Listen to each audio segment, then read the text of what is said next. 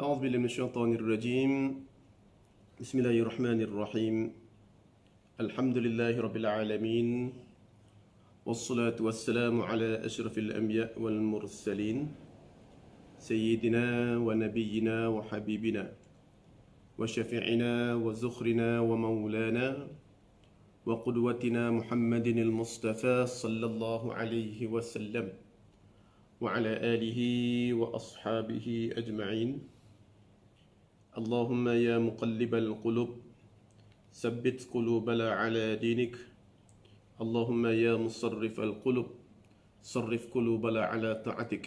Ya Allah, ya Tuhan kami, Engkaulah ya Allah yang boleh membolak-balik hati-hati kami. Sabbit qulubana ala dinik, Kau tetapkan hati kami pada pagi hari Ahad ini di atas landasan agama Islam. Allahumma ya musarrifal qulub, ya Allah Engkaulah ya Allah yang boleh mengubah hati-hati kami ya Allah, dan juga para pendengar yang online bersama kami ini. Sarrif qulubana ala ta'atik, Engkau ubahlah hati kami daripada hati yang lalai kepada hati yang taat, daripada hati yang buruk kepada hati yang baik, daripada hati yang baik kepada yang lebih baik. Allahumma inna nas'aluka khaira ma fi yaumil ahad. Berikan kepada kami hari Ahad ini kebaikan, kenikmatan, kebajikan, kesihatan dan juga pahala bagi setiap amalan yang telah kami lakukan dan yang akan kami lakukan pada hari Ahad ini. Wa na'udzubika min syarri ma fi hadzal yaum. Dan kami berlindung denganmu pada hari Ahad ini dari segala kemungkaran, kemudaratan, kecurian, kemalangan, musibah dan segala wabak penyakit yang ada di sepanjang hari ini, dan juga daripada kebocoran pahala dari amalan yang telah kami lakukan dan yang akan kami lakukan di sepanjang hari Ahad ini. Wa na'udzubika minal bukhli, dan kami berlindung denganmu daripada sifat bakhil, untuk kami dapat mengeluarkan harta dan juga sedekah pada jalanmu ya Allah. Wa na'udzubika minal kasal, dan kami berlindung denganmu ya Allah daripada segala kemudaratan, dari segala kemungkaran, dan juga daripada segala perkara yang buruk dan juga maksiat yang kecil dan juga yang besar. Wa na'udzubika min adzabil qabr, dan kami berlindung denganmu ya Allah daripada melakukan maksiat yang besar dan juga daripada siksaan kubur. Wa na'udzubika min adzabin nar, dan kami berlindung denganmu daripada azab api neraka Jahannam. Wa na'udzubika minan nu'as, dan kami berlindung denganmu daripada mengantuk. Di sepanjang live pada pagi ini, Allahumma ftah alaina, ya Allah bukakan ke atas kami hikmataka, hikmah kebijaksanaan kepada kami. Wanshur alaina, dan limpahkan kepada kami min khazain, daripada segala sudut khazanah rahmatika, rahmat kasih sayang kepada kami ya arhamar rahimin, wahai Tuhan yang maha pengasih lagi maha penyayang. Wa qalu rabbi shrah li sadri wa yassir li amri wahlul 'uqdatam min lisani yafqahu qawli. Wa sallallahu ala Muhammad wa ala alihi wa sahbihi wa sallam. Walhamdulillahi rabbil alamin. Wa ba'du. Assalamu alaikum warahmatullahi wabarakatuh. Alhamdulillah, summa alhamdulillah, bersyukur kepada Allah Subhanahu wa taala dengan limpah rahmat yang Allah kurniakan kepada kita pada pagi ini. Dengan itu limpah rahmat, iaitu kita asbahna ala fitratil Islam, iaitu kita ini pada waktu pagi ini kita masih lagi berada dalam fitrah Islam. Nama saya pun masih lagi Khairul Fahmi, bukannya Brad Pitt, bukannya Tom Cruise. Okey, jadi insya-Allah alhamdulillah. Dan satu lagi kepada untuk terima kasih kepada Rumah Ngaji Bidadari Syurga kan, kerana sudi memanggil saya untuk live online pada pagi ini. Jadi ini adalah anjuran sepenuhnya daripada Rumah Ngaji RN, Rumah Ngaji Bidadari Syurga, dan minta masing-masing boleh masuk dalam page ni. Yang share tu sila share dan kemudian like page ini. Dan juga boleh ajukan soalan, nanti kita akan kumpulkan soalan dan kemudian kita akan jawab pada hujung nanti, insya-Allah. Insya-Allah. Okey. Sebelum kita nak melihat ini, boleh komen clear ataupun tidak, daripada mana menonton, dan juga clear ataupun tidak. Sekarang kita melihat Azizah Daud di Anjung Cempaka. Nama ni, nama klasik. Alhamdulillah, amin. Terima kasih menonton. Kiki Laha. Nama best ni. Kiki Laha. Assalamualaikum Ustaz. Waalaikumsalam warahmatullahi wabarakatuh. Siti Zaliha Rebu. Assalamualaikum Ustaz Khairul Fahmi. Dan sahabat semua. Waalaikumsalam warahmatullahi wabarakatuh. Ruby. Assalamualaikum Ustaz. Waalaikumsalam. Dia kata, Alhamdulillah, syukur masih lagi diberikan nafas bertemu lagi dalam taman syurga Ahad ini. Alhamdulillah. Allahumma salli ala Sayyidina Muhammad. Natila Hisham. Assalamualaikum Ustaz dan sahabat-sahabat semua. Zaitun Cik, kami menonton. Assalamualaikum. Waalaikumsalam. Ustazah Zainab Saleh, Fuzia Zainal Abidin. Banyak ni. Robocop. Push, nama Robocop Ani. Naimas. Taib, Mia Lia, ada semua juga yang menonton. Hari ini alhamdulillah bersyukur pada Allah Subhanahu Wa Taala. Moga-moga kita dipertemukan hari ini kerana Allah. Sebab dalam satu hadis disebut dalam hadis yang sahih, nanti ada 7 golongan yang akan dinaungi oleh Allah pada yaumul kiamah di saat mana orang tidak dinaungi. Iaitu antaranya yang bertemu kerana Allah dan dia berpisah kerana Allah. Hari ini kita bertemu 1 jam setengah di dalam bidadari syurga ini. Dan walaupun tak berapalah nak bidadari sangat yang mendengar ni, tapi moga-moga akhir nanti akan menjadi bidadari syurga. Dan sebab kita bertemu pada Allah pada pagi ini, di dunia ini, di kotak skrin gadget kita ini, adalah asbab bertemunya kita dan bertamunya kita di syurga Allah, iaitu syurga Firdausmu yang tertinggi, insya-Allah. Amin amin ya rabbal alamin. Abbas Syahrizal, Allah, ni bidadari syurga juga ni. Alhamdulillah, sahabat saya ni, sahabat syurga. Okey, hari ini kita bincang-bincang santai-santai tajuk. Tajuk yang kita bincang pada hari ini adalah bagaimana kita nak letakkan bahawa letakkan tajuk, iaitu tajuknya qada solat. Ini tajuk popular ni. Sebab di antara kita bukan lahir-lahir jadi nabi dah. Bukan lahir-lahir je jadi wali dah. Bukan lahir-lahir je jadi para ulama dah. Bukan lahir-lahir je dah menutup aurat dah. Tetapi kebanyakan daripada kita yang lahir-lahir saja daripada keluarga yang sederhana. Dan juga dibesar daripada kelalaian. Ada kemungkinan. Kan? Tapi kebanyakan di sini tidaklah. Sebab ada mungkin dulu yang waktu muda dia tak pernah menutup aurat. Sekarang dah tutup aurat. Tapi saya bidadara. Abbas Syahrizal, saya bidadara Tuan Guru. Jadinya, okey, tonton daripada mana, clear ataupun tidak, boleh kita komen sambil kita borak-borak dan bincang-bincang pada hari ini. Boleh tanya, tak ada masalah. InsyaAllah kita akan kumpulkan soalan dan insyaAllah kalau boleh dijawab, jawab. Kalau tak boleh jawab, itu soalan yang di luar tajuk. Okey, kita bincang tentang qada solat. Qada solat. Bila kita meletakkan perkataan qada solat ini, bila kita bincangkan perkara ini, iaitu qada solat. Okey. Sebab kita hari ini bukanlah daripada orang yang mungkin dahulunya seorang yang memang tiba-tiba remaja je dah faqih lah, dah hebat dalam solatnya. Tetapi ada di antara kita yang dulu ni tudung pun tak jumpa kepala. Kan? Pakai kadang-kadang, ya Allah, dulu punya jahat tu. Ustaz, saya dulu ustaz, sekarang baik ustaz pakai tudung 3 layer ni ustaz. Dulu ni ya Allah, pakai kadang-kadang ada yang pakai skirt tu. Pakai skirt atas pusat. Skirt atas lutut. Atas lutut.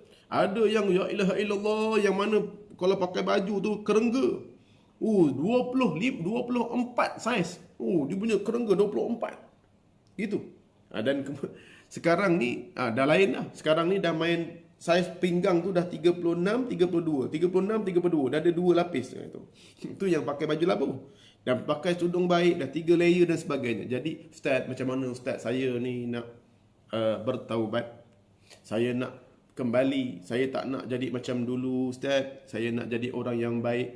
Dan tetapi bila nak jadi orang yang baik, saya dahulu waktu saya remaja, kan, banyak meninggalkan solat, banyak meninggalkan puasa. Jadi puasa kena ada fidyah. Kena ada kena punya apa? Fidyahnya. Tetapi kalau solat maka tidak ada fidyah, tidak ada kafarat dalam solat. Jadi boleh gantikan, tak payah berganda dan sebagainya. Kalau fidyah, sekali fidyah RM2 sekarang. Dalam masa hari ini kita menilai bahawa RM2 untuk meninggalkan satu hari. Okey. Jadi bila kita membincangkan tentang solat qada ini, maka pertama sekali kita akan berbincangkan tentang apakah perbahasan tentang qada, mengqada solat ini. Yang pertama, bab qada ini dia biasa dimasuk dalam bab taubat. Bab taubat. Sebab qada ni yang pertama sekali yang perlu kita nak qada ni bukan solat itu dari syariah dia, tapi dari segi tajuk itu kita masuk dalam bab taubat. Sebab ada nilai taubat, barulah kita akan menjadi orang yang nak qada. Jadi kalau qada begitu tanpa taubat, dia tidak dikira. Dia kena perlu ada dalam hati ni taubat. Kalau buka dalam kitab Penawar Hati Imam Al-Ghazali, taubat ini ada 3. Taubat ini ada 3. 3 perkara syarat taubat mesti ada. Rukun taubat. Yang pertama rukun taubat ini an-nadmu. An-nadmu ini rukun dia adalah menyesal. Dia menyesal, ustaz, saya ni menyesal dulu ustaz. Oh, saya dulu ya Allah, gambar-gambar nikah dia pun dah tak buka lagi dah. Dekat Facebook pun tak keluar lagi lah gambar-gambar dia yang dulu tak menutup aurat. Dia tak suka dengan perangai dia tu. Jadi jangan ulang balik. Jangan letakkan balik dalam Facebook gambar-gambar lama tu. Kalau boleh dia delete.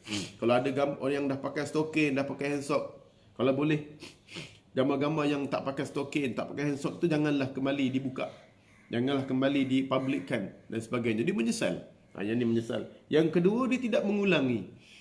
Yang kedua, rukun dia, rukun untuk taubat. Yang kedua adalah tidak akan mengulangi. Dia tidak mengulangi. Dia tak mengulang benda yang sama. Yang kedua, yang ketiga adalah azam. Yang ni rukun ini. Azam. Dia mesti ada pasang satu azam untuk kita senantiasa berubah. Azam, ya Allah, tahun 2021 ni aku nak jadi orang yang plan untuk nak qada solat. Aku tak nak tinggal solat dah. Aku nak buat benda yang terbaik. Aku tak nak tinggal solat. Dan kemudian aku nak, ya Allah, azam nak berubah. Dan jalan pertama perlu bertaubat tadi. Dan jalan yang kedua perlu tidak mengulangi meninggalkan solat. Yang ketiga berazam untuk tidak meninggalkan solat. Yang ini perlu ada pada kita untuk memulakan tajuk qada solat. Tajuk qada solat. Jadinya bila kita melihat 3 perkara ini, menyesal, tidak mengulangi dan juga azam, iaitu kekuatan azam. Azam ni bukan mudah. Azam ini bukan satu perkara yang mudah.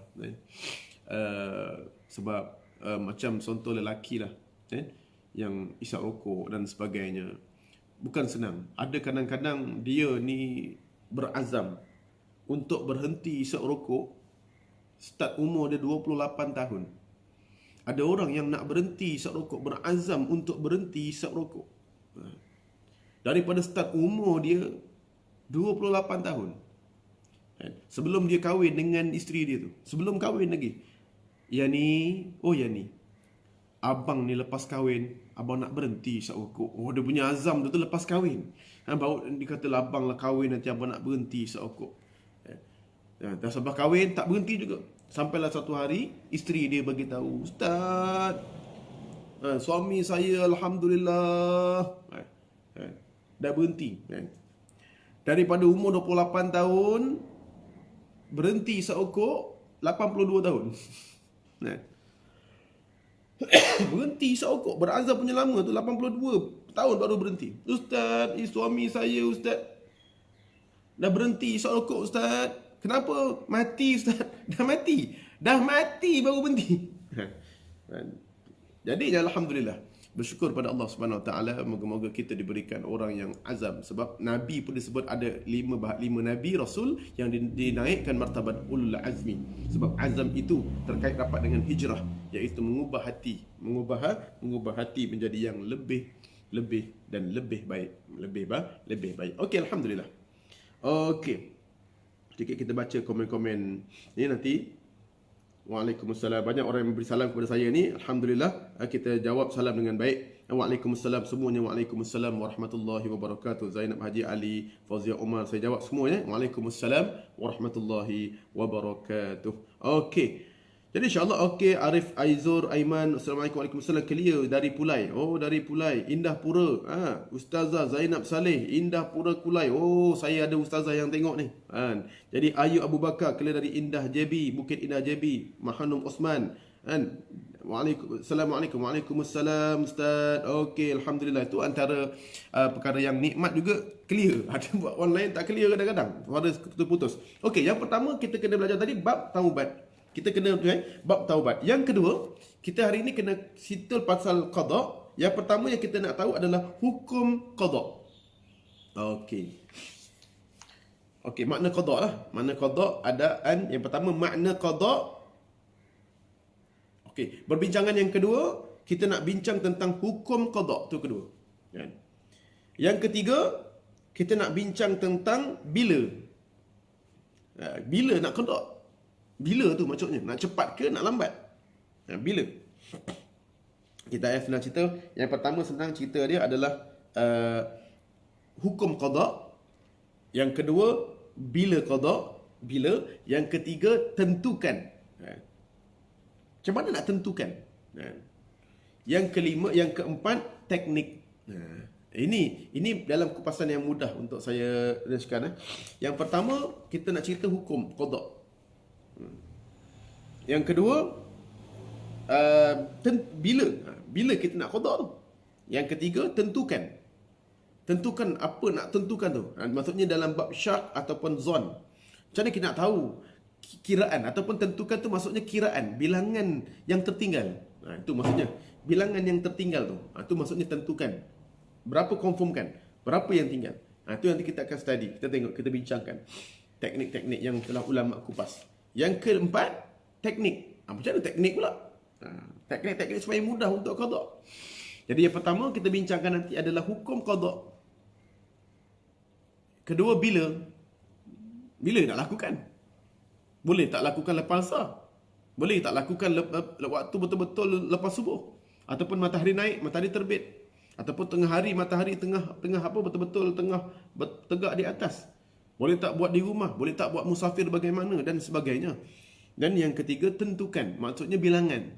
Kita mesti tentukan dulu. Yang keempat, dia adalah yang keempat adalah teknik. Yang teknik ini dia fleksibel. Atas kita lah bagaimana untuk teknik. Untuk mudah, macam teknik menjaga kewangan. Mengandungkan kewangan. Dan teknik untuk membayar hutang. Yang membayar hutang yang mudah untuk kita ingat. Dan sebagainya. Okey. Yang pertama sekali, kita nak hukum qada. Hukum qada ini adalah sepakat empat mazhab. Sepakat empat mazhab wajib hukum qada.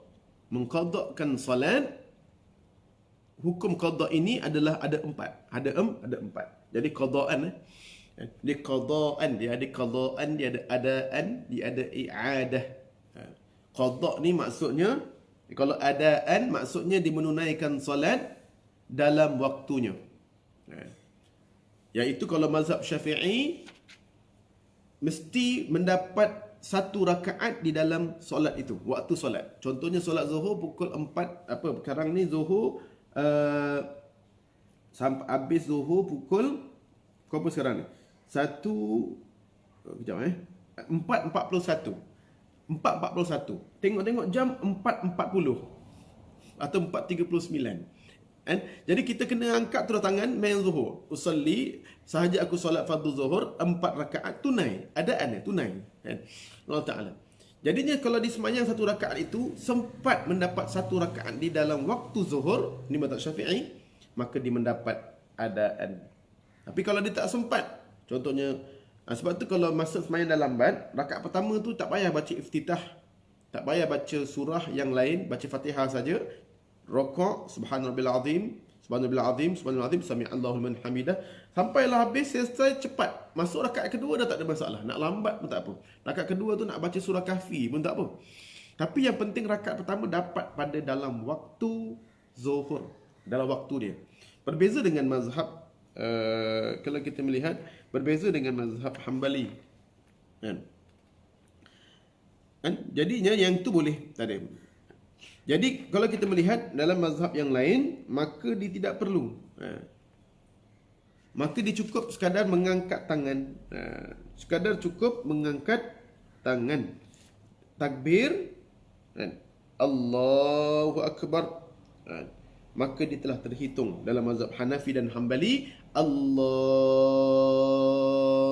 Akbar 40, 58, 59, 60. Masuk 441. Masuk asal. Allahu Akbar Allah dekat radio kita tu. Best wonderful. Masuk. Allahu Akbar Allahu Akbar. Maka dia dah dikira sebagai semayang adaan. Itu kalau Hanafi dan Hambali. Walau bagaimanapun dalam mazhab Syafi'i dan mazhab Maliki, maka dia sekurang-kurang dapat dihitung adaan itu, dia mesti dapat melakukan satu rakaat penuh pada waktu itu, zuhur itu. Boleh faham? Jadi kalau dah terlambat, kena terus cepat semayang solat zuhur itu tanpa ada perkara-perkara sunat yang lain, supaya dapat selesaikan rakaat itu penuh di dalam waktunya. Rakaat kedua tak apa. Rakaat kedua tak apa. Okey, perbincangan. Jadi kita mazhab Syafi'i, maka kita letakkan satu rakaat full barulah dikira sebagai adaan, iaitu di dalam solat. Okey, boleh faham? Okey. Jadi kita melihat, okey, untuk sebarang pertanyaan boleh komen, tak ada masalah. Okey. Jadi kalau kita melihat satu perkara hari ini, iaitu makna adaan itu tunai. Makna qadaan, qaf, ba, alif, hamzah, qada. Maksudnya bila mana dia tak dapat satu rakaat yang pertama, ini mazhab Syafi'i, dia tak dapat mendapat satu rakaat pertama tu di dalam waktu solat. Allahu Akbar. Tiba-tiba dah 50, 52, 53 kan, saat dia. Bismillahirrahmanirrahim. Alhamdulillahi Rabbil Alamin. Masuklah waktu asar. Allahu Akbar Allah. Automatik dia menjadi qada. Walaupun tadi mula kita ni adaan, dia automatik menjadi qada. Okey, kita wajib bertaubat kepada Allah Subhanahu wa taala. Wajib qada dah dapat syariat dia, tapi dari segi taubat kita perlu taubat. Kita perlu beristighfar kepada Allah. Ya Allah, ampunkan aku ya Allah di atas kelalaian dan kecuaian. Okey, pertama sekali wajib kita taubat kepada Allah Subhanahu wa taala. Okey, yang pertama hukum qada. Yang kedua bila nak qada. Yang ketiga adalah tentukan bilangan qada. Yang keempat teknik membayar qada itu. Okey, itu qadaan. Kalau satu lagi, ini tak kita tak bincangkanlah. I'adah, hamzah berbaris bawah, ain alif dal ta marbutah. I'adah ni mengulang, itu tak ada masalah lah. Contohnya kita semayang macam tak khusyuk. So mengulang itu maksudnya i'adah ini adalah dia mengulang solat di dalam waktu lagi. Contohnya pukul 1:30 di solat Allahu Akbar. Tiba-tiba dia rasa, tiba-tiba ada orang berjemaah. Ada orang berjemaah. Dia pun ulang balik solat dengan cara berjemaah. Tak ada masalah. Tidak ada masalah. Ulang balik solat. Tapi qada ni dia mengulang di luar waktu solat.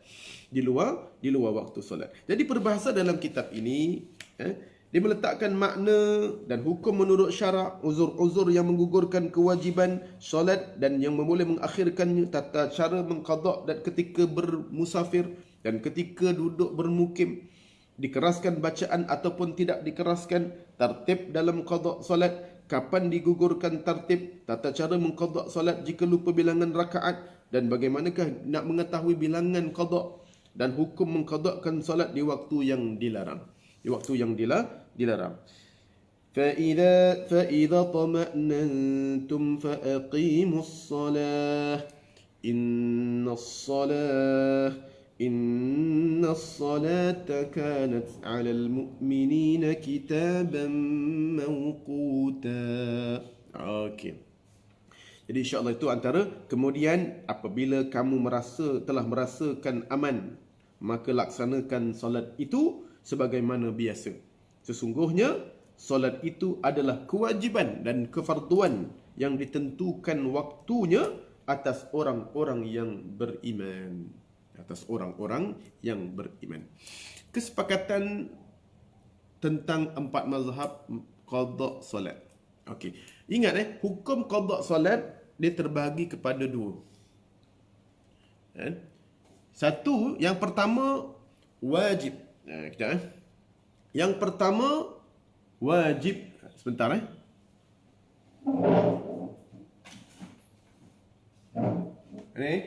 kertas. Okey. Yang pertama hukum dia adalah wajib alal faur. Wajib alal faur. Nanti saya tulis. Wajib alal faur. Kemudian kedua adalah wajib alat tarakhi. Ada 2. Boleh talian Okey. Yang pertama hukum dia wajib alal faur. Wajiblah. Okey, saya salin dulu supaya mudah nak baca. Ada ni tak apa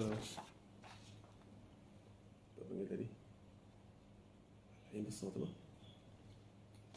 Maka okey. Wajib alal faur. Saya ambil marker bagi besar sikit. Okey. Yang pertama wajib alal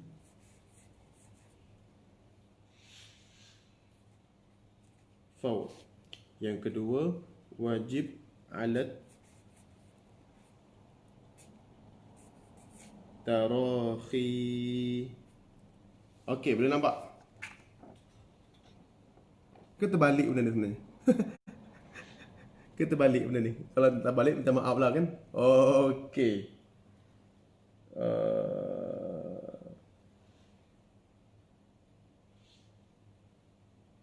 Oh, tak boleh lah. Dia terbalik lah. Kan? Kalau saya tak terbalik. Okey. Ada yang paling mudah saya kedepankan. Okey saya kedepankan dia punya ni.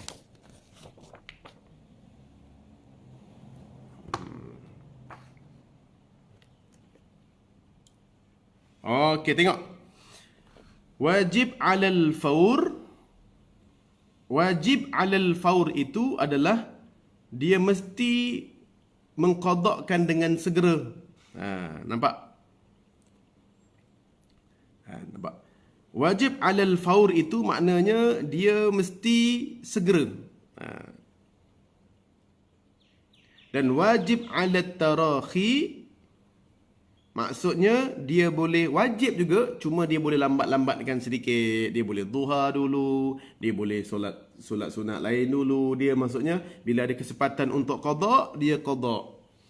Bila dia ada kesempatan untuk qada, dia qada. Jadi ingat tapi yang pertama wajib alal faur itu dia kena cepat. Dia kena segera. Alal faur. Orang Arab ni dia kalau nak suruh cepat alal faur, alal faur. Dia kata sebut itu. Alal faur maksudnya kena buat segera. Segera ke? Yes. Naam, alal faur maksudnya segera, cepat. Alal faur, alal faur. Jadi wajib alal faur itu maksudnya segera. Yang kedua wajib alat tarakhi, wajib juga tetapi masya-Allah la quwwata illa billah. Wajib yang kedua adalah tarakhi ni dia santai-santai. Dia lain masa kita buat lah. Kadang-kadang kita semayang duha dulu. Nanti tiba-tiba nak duha, ada masa-masa qada lah solat. Okey. Okey, itu antara dia sebut Okey. Kita kembali balik.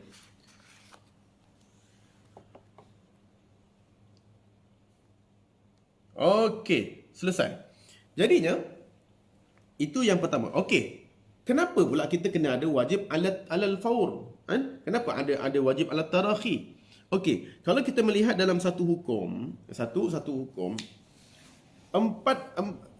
jumhur atau majoriti ulama meletakkan bahawa kalau yang pertama wajib alal faur sekiranya dia meninggalkan solat dengan sengaja. Bukan dengan uzur tetapi dengan sengaja. Begitu juga dengan puasa. Puasa juga sama. Kalau kita memang tak ada apa-apa uzur, tak ada apa-apa puasa, tiba-tiba kita macam makan, kita minum, batalkan puasa kerana memang tak nak lah. Kita makan kerana memang tak ada apa-apa, musafir pun tidak, kan? Tahan pun boleh tahan, kan? Tetapi kita makan. Jadi bila kita makan dengan sengaja, lalu kita rasa macam bersalah, maka bila masuknya 1 Syawal, raya lah. Raya yang kedua, kita dah boleh berpuasa. Kita wajib alal faur. Kita wajib berpuasa pada hari kedua. Masa itulah puasa 6 pun tak boleh. Masa itulah wajibnya dahulukan puasa yang kita tinggalkan. Sebab puasa itu bukan dengan keuzuran. Okey, boleh faham Jadi puasa itu bukanlah dengan keuzuran. Pertama. Puasa yang kedua, puasa yang ditinggalkan dengan uzur. Macam contohnya puasa kerana haid, kerana nifas dan sebagainya. Jadi puasa haid. Jadi orang-orang perempuan tahu pasal haid, kan? Okey, banyak-banyak binatang apa keluar haid? Binatang pun keluar haid. Banyak-banyak binatang apa keluar haid? Siapa dapat jawab, saya berikan hadiah istimewa. Ucapan tahniah. Kalau nak minta hadiah, minta pada penganjur Kak Maizun. Okey. Kura-kura lah, kura-kura ni keluar head. Dia keluar head tu. Kadang-kadang masuk head balik, masuk head, kura-kura. Kita apa gurau aja. Okey, jadinya jumhur ulama alal faur. Alal faur. Kalau kita sengaja meninggalkan. Tetapi kalau keuzuran puasa contohnya dan sebagainya, kita kerana haid, nifas, aksiden, kerana sakit dan tak boleh makan, jadi kita boleh menangguh. Banyak hadis-hadis tentang Aisyah radhiyallahu anha mengqadakkan solatnya pada waktu Syaban. Dia takkan mengqadakkan solat puasanya melainkan pada waktu Syaban, dan nak ujung puasa, nak masuk Ramadan balik baru dia qadak solat, menunjukkan bahawa dia boleh berlengah-lengah. Kalau dia berbuka tadi itu, dibatalkan puasa pada Ramadan bukan kerana sengaja, maka dia boleh steady dulu, dia boleh relax, dia boleh solat ni, dia boleh puasa ni dulu dan sebagainya. Baru diqada pada hujungnya. Boleh faham Tapi kalau dia meninggalkan dengan sengaja, macam contoh laki, dia tinggal puasa, maka dia kena alal faur. Ini begitu juga solat. Kita meninggalkan solat bukan kerana uzur. Betul lah akak-akak, makcik-makcik, bidadari syurga semua, kan? Bidadari syurga ke bidadari purba? Bidadari syurga. Okey, bidadari syurga, kan? Jadinya moga-moga kita menjadi bidadari syurga nanti, insya-Allah. Dan kemudian bila kita melihat satu sudut kita meninggalkan solat, cuba kita fikir balik. Kita tinggal solat kerana uzur ke? Tertidur ke? Banyak hadis-hadis tentang apabila kita meninggalkan solat kerana uzur, kerana sebagai tertidur, maka dia tidak termasuk dalam kelalaian. Dalam kelalaian. Ataupun dia tahu innahu laisa fin, satu hari dikata Rasulullah sallallahu alaihi wasallam bersabda, hadis ini sahih, innahu laisa fin naumi tafrid. Tidur itu bukanlah satu benda yang dicuaikan. Tafrid itu maksudnya tidak cuai. Dia bukan satu benda yang kecuaian. Innama tafrid fil yaqzah. Dia kata yang dinamakan tidur itu bukanlah termasuk kecuaian. Yang dinamakan kecuaian itu adalah sedang berjaga. Fa idza nasiya ahadukum salatan aw nama 'alayha falyusalliha idza dzakaraha. Jika salah seorang di antara kalian terlupa atau tertidur, maka hendaklah ia melakukan. Okey. Jadinya yang ini bila dia cuai, dia bukan cuai, dia tertidur. Tapi kalau dia teringat, dia kena segeralah. Ini dalam para ulama meletakkan bahawa qada ini dia walaupun dalam keadaan terlupa, tak sengaja ataupun sengaja, dia memang alal faur. Tapi di sana terdapat pendapat Syafi'i, dalam mazhab Syafi'i pendapat yang kedua juga kuat, antaranya Ar-Rifa'i dan sebagainya. Dan pendapat yang kedua ini dia letakkan bahawa pendapat yang kedua lah, maknanya boleh wajib ala tarakhi. Okey, kita berbincangkan wajib ala tarakhi dulu. Sebab kalau kita ambil pendapat yang kedua ni, dia lebih mudah untuk kita laksanakan. Kebanyakan ulama sekarang pun yang muasrah mengambil pendapat yang kedua, iaitu dia boleh qada solat dalam keadaan kita boleh solat sunat dulu. Solat sunat tarawih macam biasa. Nanti malam duduk pukul 3 pagi kita bangun, Allahu Akbar, saja aku solat fardu subuh 2 rakaat qada. Dan baru qada. Boleh. Itu alat tarakhi. Maksudnya kita boleh dulu solat duha dulu, kemudian nanti kita bangun balik solat subuh fardu qada dan sebagainya. Tapi kalau alal faur ni tidak sah kita menunaikan solat yang lain. Kan? Itu jumhur, itu kena faham dulu tu. Tapi kalau pendapat yang kedua yang kita boleh bincangkan di sini, sebab dalam satu kaedah al-mudayyaq tajallubut taisir. Kesukaran itu dia boleh akhirnya dia boleh menyebabkan apa? Dengan kesukaran itu, maka kita boleh luaskan lagi, mudahkan lagi dengan pelbagai pandangan-pandangan yang lain. Contohnya macam tangan kita kena simen dan sebagainya. Walaupun pendapat yang kuat begini-begini, dan kita boleh pakai pendapat yang kedua supaya kita dapat mudah untuk beribadat bila datang kesukaran. Contohnya macam tabung haji. Bila datang pergi haji dan pergi umrah, kita pakai pendapat yang kedua dah. Iaitu pendapat yang kedua, pendapat boleh sentuh isteri. Kan? Sentuh suami sentuh isteri, isteri sentuh suami. Kan? Jadi bila lagi-lagi waktu kita yang paling tersentuh ni dalam tawaf lah sebagainya. Jadi kita boleh gunakan pendapat yang kedua, betul tak? Daripada pendapat Imam Ar-Rifa'i, maka boleh sentuh isteri dengan keadaan tidak ada syahwat. Tapi kalau ada syahwat, maka tak boleh. Maka tak boleh. Tapi kalau pegang isteri itu tak ada syahwat apa-apa, contohnya suami pun dah 60, isteri pun dah 65 dan sebagainya. Tak tahulah kalau ada lagi. Tapi kalau dah tak ada, tak apa, boleh pegang. Itu Imam Rifa'i. Jadi kenapa ada kesukaran yang ada pada umrah dan haji? Begitu juga dengan bab yang lain. Ada kesukaran untuk kita qada dan sebagainya, sebab kita terlampau banyak. Bukan qada yang subuh tadi senang. Subuh tertinggal, kita qada. Pukul 10 pagi terbangun. Pukul 6 pagi, 8 pagi terbangun. Bangun solat subuh. Senang. Sebab benda tu mudah. Yang sekarang ni qada yang lama, pada umur kita 12 tahun dulu, yang 13 tahun dulu, masa umur kita 14 tahun, 15 tahun, 16 tahun, 17 tahun, jahat. Kita tak tahu apa tu solat, degil dan sebagainya. Jadi yang ini ni memerlukan azam dan juga kekuatan untuk kita qada. Jadi kita pakai pandangan yang kedua, iaitu wajib alat tarakhi. Maka dia wajib juga, tetapi bolehlah kita melambat-lambatkan dan kita santai untuk kita. Tapi dalam santai itu perlu ada kekuatan dan istiqamah. Istiqamah. Okey, itu yang pertama. Boleh faham? Jadi kita pakai pendapat yang kedua adalah pendapat mazhab Syafi'i, iaitu Imam Ar-Rifa'i, iaitu alat tarakhi. Kita apa? Pendapat yang pertama, alhamdulillah, better. Siapa yang nak terus qada, tak payah solat fardu, solat sunat qabliyah subuh, solat sunat sebelum zuhur tak boleh, di pendapat itu.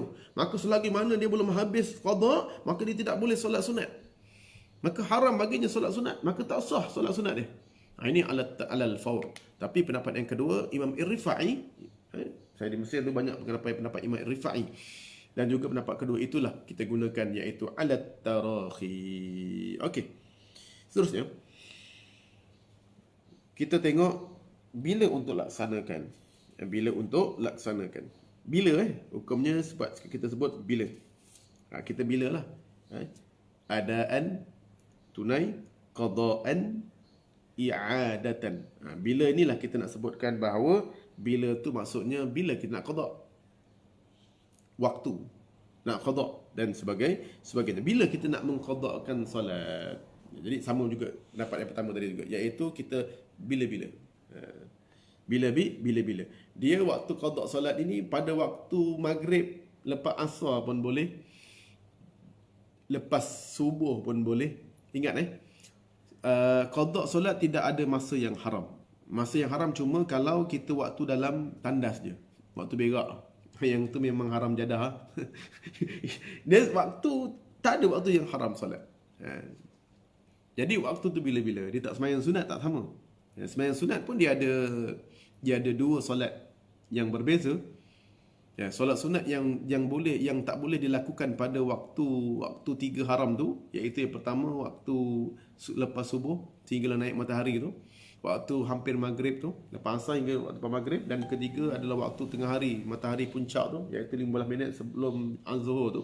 Itu pun ada dua, iaitu solat sunat yang bersebab dan solat sunat yang tidak bersebab, ataupun solat sunat yang yang tidak boleh itu adalah solat sunat yang sebab dia berlaku selepasnya. Asbab dia berlaku di solat yang tak dibolehkan untuk solat pada 3 waktu haram itu, yang makruh itulah sebagian ulama memakruhkan, sebagian ulama mengharamkan, ataupun makruh pun disebut makruh tahrim, makruh yang hampir kepada haram. Iaitu solat sunat yang tak dibenarkan itu adalah solat sunat yang tidak ada sebab, dan ataupun solat sunat yang sebab dia berlaku selepasnya. Contohnya, solat sunat yang berlaku selepasnya itu solat sunat apa? Solat sunat musafir, kan? Dia musafir belum lagi, kita solat sunat dulu. Solat sunat apa lagi yang berlaku selepasnya? Solat sunat ihram. Kita ihram dulu, ataupun kita sunat dulu baru ihram. Yang kedua, solat sunat yang tidak ada sebab, solat sunat hajat, kan? Solat sunat mutlak yang tidak ada sebab, kita cuma sekadar nak solat sunat, Allahu akbar, itu maksudnya. Solat sunat yang boleh dilakukan pada waktu haram itu adalah solat sunat bersebab, ataupun solat sunat yang sebab dia berlaku sebelum. Contohnya solat sunat wuduk.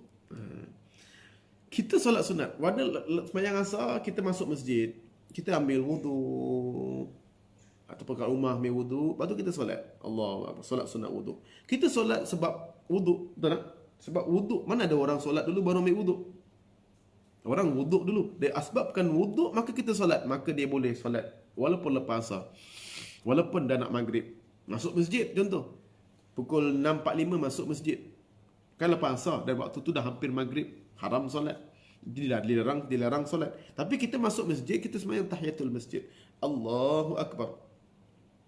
Ini menunjukkan bahawa kita sembahyang itu kerana bersebab, dan sebab dia sebelum, iaitu kerana kita masuk masjid, sebabnya, maka barulah datangnya solat. Maka boleh. Mana ada orang pergi sembahyang tahiyatul masjid, belum masuk masjid dah sembahyang dulu? Dia mesti dah masuk masjid, berlaku sebab, kemudian barulah dia solat. Maka boleh, walaupun mana-mana waktu dia boleh. Apatah lagi qada. Qada pastilah. Macam juga solat jenazah. Kenapa dia boleh walaupun waktu lepas asar? Sebab solat sunat, sebab adanya kematian, maka barulah kita solatkan jenazah. Ada kematian baru solat jenazah. Asbabnya sebab kematian tu berlaku sebelum. Mana ada orang solat jenazah, orang tu belum mati, disolat dulu kemudian baru mati. Orang tu nak mati ni, rasa ni, kita solatkan jenazah untuk dia. Tak boleh.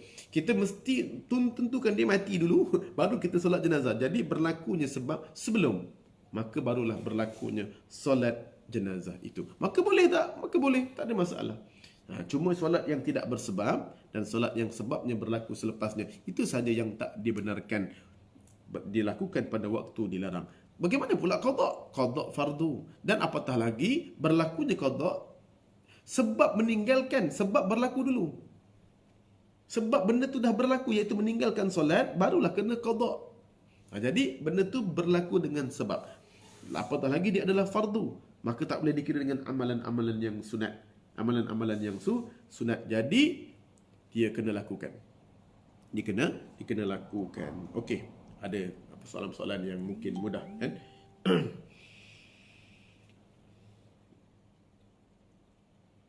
Okey, soalan-soalan dari tadi ni, masa qada bila-bila saja kecuali solat qada tertentu. Okey. Jadi bila-bila boleh lakukan, tak ada masa, tak ada masa yang masalah. Okey, cuma di sini keempat. Ketiga, keempat pula. Tentukan. Bagaimana kita nak menentukan? Bagaimana kita nak menentukan kiraan qada? Bagaimana kita nak menentukan kiraan qada? Boleh faham? Okey. Yang pertama, dalam hukum fiqh disebut yaqin, ghalabatul zan, ataupun zan. Ataupun kita hari ini kita belajar dua perkara je, syak dan zan. Okey, kita belajar dulu dalam hukum fiqh zan. Alif, dia kata zan ni, zan kejap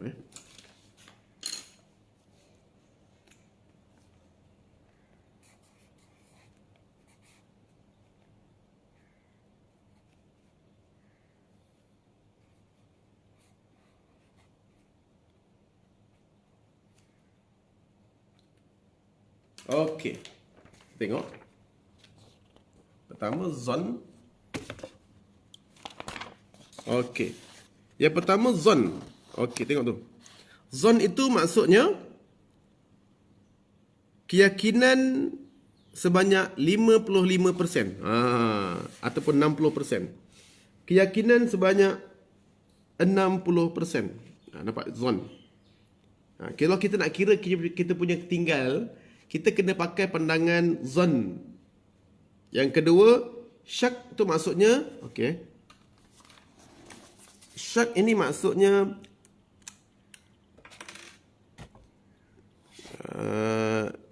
50%. Yang ini 60%. Okey. Boleh faham? Kalau zon, dia adalah 60% ataupun 55. 55 ataupun 60, kan? 55 ataupun 60%. Maksudnya dia lebih keyakinan dia. Syak maksudnya 50-50. Yang ni syak ni kita tolak. Ini daripada syaitan. Syaitan. Jadi kita ambil zon. Zon. Okey, boleh nampak. Okey, kita salin dulu tu perkataan zon. Kita letak dulu perkataan zon tu. Zon tu maksudnya dalam konflik, cara kira-kira, cara menentukan sesuatu yang kita terlupa, kita mesti ada zon. Tidak ada syak. Jangan ada syak. Syak itu daripada syaitan. Alladhi yuwaswisu fi sudurin nas. Waswisu fi. Waswas ni maksudnya daripada syaitan. Syak adalah waswas. Tetapi zon dia tidak waswas. Di zon ni senang cerita, kalau kita melihat dalam hukum kita meninggalkan solat, meninggalkan terlupa rakaat. Dalam menentukan kita dalam solat ni, bismillah, Allahu akbar, kita terlupa. Sebenarnya kita tengah rukuk tu, tengah sujud. Kita terlupa. Saat itu kita berada pada rakaat 3 ataupun 4. Ataupun kita berada dalam rakaat keempat ni, last ni ke? Kita last ke rakaat keempat sujud ni? Ataupun kita berada dalam rakaat ketiga? Kita nak bangun terus lepas ni rakaat ketiga, bangun terus ke? Ataupun kita nak tahiyat akhir? Lupa. Masa tu kita kena kira kan, tentukan. Kita kena confirmkan waktu itu, kita sebenarnya rakaat ketiga ataupun keempat. Boleh faham tak? Jadinya, waktu tu kena kira. Tak boleh main, tak apalah, saya belasah je lah. Mana boleh? Macam kita hari ni, qadha. Main qadha je. Bagi ulama mengatakan itu adalah bid'ah. Sebab perkara itu, kamu tak tentukan. Jadi pertama kena qadha, dia kena tentukan, kena kira. Jadi kita kira 3 ataupun 4 tengah rokok, tengah sujud.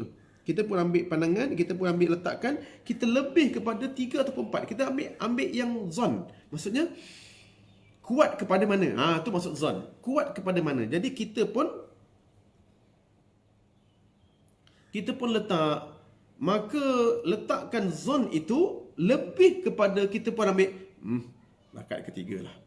Jangan cakap bahawa lebih baik ambil 3. Tak nak. Tapi itu kalau dah syak, kalau kita dalam keadaan syak, kalau kita syak, contoh, tak tahulah 3 ke 4 itu dah syak tu. Dah tak tahu dah. Kita ambil yang 3. Boleh faham tak? Jadi, kenapa? Kena ambil 3. Lepas tu kita sahwi kan? Tapi ini dalam bukan bab qadha kita kena sahwi kan? Sebab sahwi itu bila mana katakan memang betul-betul 4, tapi memang kita ambil, sebenarnya kita ambil tak tahu, kita ambil 4 atau 3, kita nak menghina syaitan atau mencelakan syaitan. Tujuh sahwi. Tapi kita bila syak tak tahu 3 ke 4, maka kita ambil yang 3. Tapi kalau kita zon, itu lebih baik. Kita menentukan sebenarnya 3 ataupun 4. Jadi kuat hati ni kepada 4 ataupun kuat hatinya kepada 3, maka kita buat 3. Allahu akbar. Kuat hati pada 4, zon. Maksudnya zon itu kira-kira begitu. Jadi adakah tepat? Tak tepat kan? Tapi sah solatnya. Okey. Tapi kena tentukan syak ataupun zon. Okey. Sekarang kita ambil yang zon. Kita ambil yang zon, iaitu yang pertama sampai taraf kita ambil zon. Tapi kalau kita syak juga, kita ambil kiraan adat. Adat. Okey. Kita ambil kita punya baligh. Start bila? Kalau ustaz, saya ni contoh, saya sendiri pun belajar agama dari kecil. Bukan dari kecil lah, hantar sekolah Arab. Jadi rasanya macam tinggal solat tu ada, tapi taklah seluruhnya. Yang perempuan pula, ada pula yang sampai umur 12, ditentukan dia balik bila. Tak tahulah ustaz, saya balik bila. Nah, ingat yakin tak ada yakin, jangan yakin. Tak ada orang gila yang boleh yakin dia punya tinggal solat bila. Dalam fiqh dia tidak macam tauhid. Kalau kita belajar tauhid, dia kena 100% yakin. Boleh faham tak? Kalau kita belajar fiqh, belajar tauhid, macam belajar dengan Ustaz Badrun, Ustaz Badruddin, tauhid Allah itu esa. Allah itu esa. Kita kena beriman bahawa Allah itu esa secara perfect. Allah tak boleh kemungkinan, tak ada. Kita kena wajib meletakkan Allah itu esa. Al-Rahman, Ar-Rahim, Al-Malikul Quddus, Salam, Al-Mu'min. Allah itu bersifat Al-Mu'min. Al-Mu'min itu maknanya, ulama meletakkan makna Al-Mu'min itu adalah Allah yang sering membenarkan. Nah, contoh, Allah yang membenarkan. Mukmin, kalau kita mukmin, kita membenarkan Al-Quran dan Rasul. Allah dan Rasul dan malaikat. Itu Al-Mu'min kita. Tapi kalau sifat Al-Mu'min Allah, Allah yang membenarkan. Jadi membenarkan apa? Rasulullah sallallahu alaihi wasallam dalam hadis sahih Muslim dan juga rawahul Ahmad sambungannya, Allah menyebut dalam hadis qudsi, ana inda zanni 'abdi bi. Aku ini, Allah bagi tahu dalam hadis kursi, mengikut sangkaan hamba aku padaku. Jadi Allah sering membenarkan sangkaan. Antaranya sifat mukmin itu adalah membenarkan sangkaan. Fa in zanna syarra bi falahu, sekiranya baik buruk yang dia sangkakan hamba-Ku itu, maka itulah yang dia akan dapat. Fa in zanna khaira bi falahu, maka dia bila sangka baik kepada aku, maka akan kembalilah kebaikan padanya. Atau kama qala. Hadis ini adalah hadis sahih. Ini rawahul Ahmad. Dan pertama tadi adalah hadis daripada rawahul Muslim. Okey, jadi kita melihat bahawa Allah mukmin. Maka bila sifat Allah, sifat Ar-Rahman Allah, sifat Allah Maha menerima taubat, sifat Allah ya Ghafur, kita kena yakin. Tak boleh sedikit pun ragu dalam hati kita. Tetapi hari ini kita nak belajar fiqh. Tidak sama. Fiqh adalah diambil daripada zon ataupun ghalabatiz zon. Ghalabatiz zon ni kita tak perlu ambil lah dalam bab qada. Dalam bab ghalabatiz zon ni maksudnya kita sekarang ni semayang, kita nak ngadap kiblat rumah kita ni. Kita boleh sebut yakin ke? Tak ada. Tak ada istilah yakin dalam ngadap kiblat. Melainkan depan kita Kaabah. Melainkan depan kita Kaabah, itu namanya yakin. Tapi kalau depan kita ini adalah biasa masjid, maka tidak ada keyakinan dalamnya. Maka disebut ghalabatiz zon, yang hampir kepada yakin. 98%, 95% kita ke apps dan sebagainya, mana radar, itu kita sebut ghalabatiz zon, ataupun hampir kepada apa sebut tadi, sebagainya. Okey. Tapi hari ini kita nak bagi zon ya. Zon ni condong sedikit kepada apa? Condong sikit, bukannya dia tak syak, dia syak sebenarnya, tapi dia sedikit, dia lebih sedikit, mungkin ini, gitu. Yang ni lebih kuat. Okey, kita ambil pertama, kita tentukan bila kita balik. Bila kita balik, contoh kita kalau dah tak boleh sangat tentukan balik, kita tentukan adi, kebiasaan balik. Adi ataupun sebut kebiasaan. Yang pertama kita kena tentukan balik dulu. Tentukan balik. Bila kita balik? Contoh kalau kita tak boleh tahu sangat, orang perempuan balik bila? Boleh tentukan kat saya tak? Orang perempuan balik bila? Kebiasaan. Siapa yang pakar Dr. Puan? Kita tanya dengan orang-orang begitu. Ini teknik, ini adalah satu teori yang, sebab orang dulu dengan orang sekarang tak sama cara dia.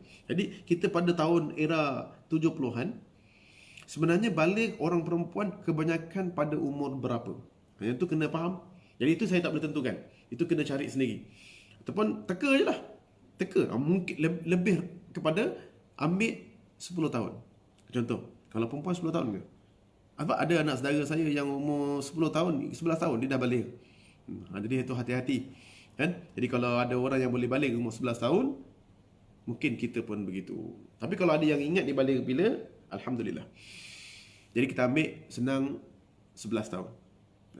11 tahun. Tapi kalau bagi saya lelaki, biasanya balik pada umur 13. 13 tahun. Saya ambil umur balik saya 13 tahun.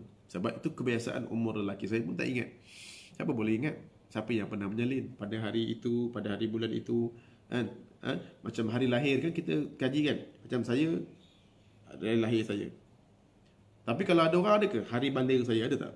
Selamat hari balik, selamat hari balik. Awak balik bila? Saya balik pada umur 13 tahun, 13 Zulhijjah bersamaan hari Isnin. Mana ada orang macam tu? Tak ada dia menyalin. Tak ada dia pergi menyalin. Jadinya, kita kena letak sebagai zon, sangkaan yang kuat. Sangkaan yang kuat kita balik pada umur 13 tahun. Saya. Kalau akak-akak, puan-puan dan tuan-tuan semua, bila balik, tak payah yakin. Yakin itu dalam ilmu tauhid saja. Kita letakkan ilmu zon, sangkaan kita yang kuat, kita ambil sedikit. Oh, kebanyakan orang perempuan balik umur 12 tahun. Kan? Kita ambil lah 11. Cantik sikit. 11 letak. Okey. Orang lelaki dia lambat sedikit baliknya. Orang lelaki memang dia lambat. Dia memang matangnya lambat. Tua pun lambat juga. Sebab tu umur saya ni, kalau saya ni nampak macam orang kata saya 28. Pada saya masuk dah 40. Kalau saya dikira dalam umur hijrah, dah masuk 40 dah. Dah masuk 40. Tapi orang ingat umur 28. Jalan dengan isteri saya tu, orang ingat saya ni adik dia. Itu biasa sebab laki-laki ni, dia lambat hormon dia. Tu yang kadang-kadang isi garu je ni. Mungkin jerawat. Dia hormon remaja. Okey. Okey, kita stop dulu, kita sama-sama dulu sebelum kita pun saya pun letih juga sebenarnya ni bercakap gini seorang-seorang. Jadi kita sama-sama kita selawat dulu untuk kita ambil ketenangan kejap, ambil nafas kejap sama-sama dengan saya. Selawat dalam hadis Bukhari menunjukkan bahawa seafdal selawat adalah selawat Ibrahimiyah. Selawat Ibrahimiyah iaitu selawat yang masuk kita dalam solat adalah solat fardu tu. Itulah di antara sahabat bertanya, apakah ya Rasulullah solat yang paling afdal selawat? Maka Nabi pun menjawab selawat Ibrahimiyah. Jadi sama-sama insya-Allah kita laungkan selawat Ibrahimiyah supaya Allah beri kekuatan kepada kita, ingatan kepada kita dan keberkatan. Allahumma salli ala sayyidina Muhammad wa ala ali sayyidina Muhammad كما صليت على سيدنا إبراهيم وعلى آل سيدنا إبراهيم وبارك على سيدنا محمد وعلى آل سيدنا محمد كما باركت على سيدنا إبراهيم وعلى آل سيدنا إبراهيم في العالمين إنك حميد مجيد اللهم صل وسلم وبارك عليه. Okey. Jadi insya-Allah kita balik pada tadi, iaitu yang kita sebut tentang tentukan. Jadi tentukan hari bila. Okey. Sekarang kita nak tengok. Tentukannya dah tentukan balik kan? Okey. Kita tayar 13. Ada perempuan 11 tahun.